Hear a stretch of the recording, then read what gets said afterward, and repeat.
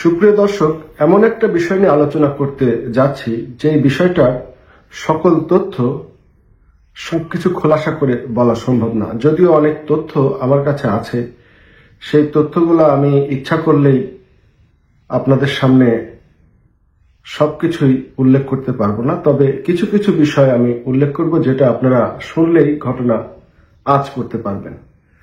এখানে একটা বিষয় আপনারা খেয়াল রাখবেন, গতকালকে সেনা সদর দপ্তর থেকে একটা প্রেস ব্রিফিং করা হয়েছে।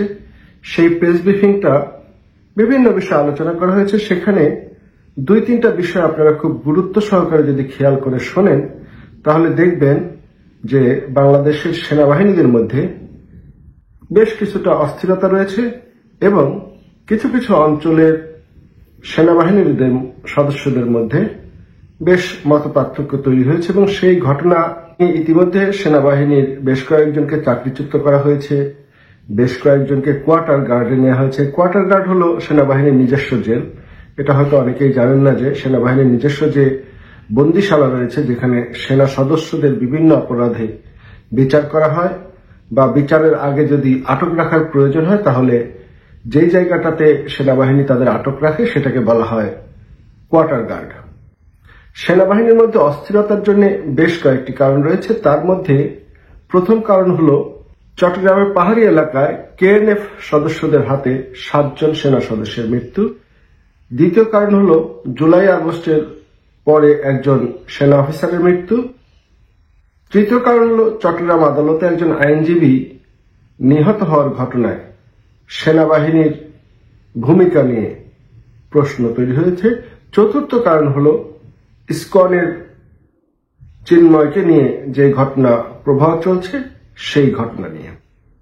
এগুলোর মধ্যে প্রথম সেটা হলো সেনাবাহিনীর 7 জন সদস্য কেএনএফ হাতে নিহত হয়েছে বিভিন্ন অভিযানের সময়। এটা সেনাবাহিনীর বিষয়ের জন্য অনেক কিছুই জনগণের সামনে আসবে না, কোনোদিনই আসবে না। তবে সবচেয়ে বড় যে ঘটনাটা ঘটেছে সেটা হলো যে চিটাগং কেন্দ্রিক যে ঘটনা ঘটেছে সেই ঘটনায় চিটাগং অঞ্চলের সামরিক অফিসারদের মধ্যে চরমভাবে বিশৃঙ্খল পরিবেশ সৃষ্টি হয়েছে। কারণ সেনা সদর থেকে মনে করছে এই সমস্ত ঘটনা প্রতিরোধ করতে চট্টগ্রাম অঞ্চলের একজন সেনাবাহিনীর ঊর্ধ্বতন কর্মকর্তা এবং কিছু জুনিয়র অফিসার তাদের উদাসীনতা বা আওয়ামী লীগের পক্ষে অবস্থান নিয়ে নীরব ভূমিকা পালন করেছে।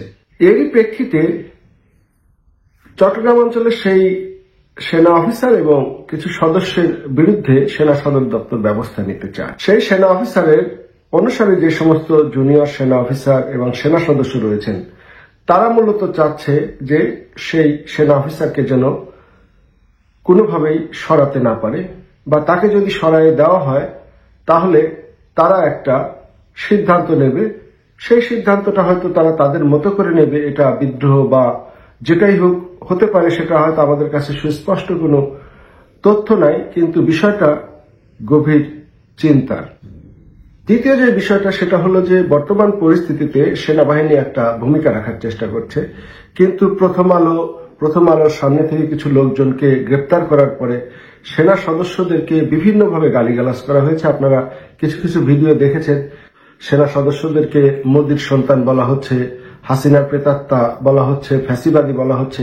এই সমস্ত বিষয় শুনতে শুনতে সেনাবাহিনীর সাধারণ সদস্যদের মধ্যে একটা বিরূপ প্রতিক্রিয়ার সৃষ্টি হয়েছে। তারা চাচ্ছে এই সমস্ত লোক যারা সেনা সদস্যদেরকে বিভিন্ন মন্দ কথা বলছে, বিভিন্ন রকম আজেবাজে কথা শোনাচ্ছে, তাদের বিরুদ্ধে একটা ব্যবস্থা গ্রহণ করতে। কিন্তু তাদের যে ঊর্ধ্বতন কর্মকর্তা যারা সরকারের অনুগামী এবং ইতিমধ্যে যারা জামাত বিএনপির সমর্থিত বলে এতদিন পরিচিত ছিল, তারা অধিষ্ঠিত হওয়ার পর তারা এই সমস্ত বিষয়ে অ্যাকশন নিতে চায় না। যার কারণে সাধারণ সেনা সদস্যরা যখন মাঠ পর্যায়ে কাজ করছে তখন মাঠ পর্যায়ে কাজ করার সময় অনেকে মান অপমান সহ্য করে নীরবে মুখ বুজে সহ্য করছে, কিন্তু সেটা মনে হচ্ছে না যে খুব বেশি দিন সহ্য করবে। এটা ঊর্ধ্বতন কর্মকর্তারা তাদের নির্দেশ দিক আর না দিক। প্রিয় দর্শক, আমি শুধুমাত্র ইঙ্গিত দেওয়ার চেষ্টা করেছি, কিন্তু প্রকৃত ঘটনা আরো ব্যাপক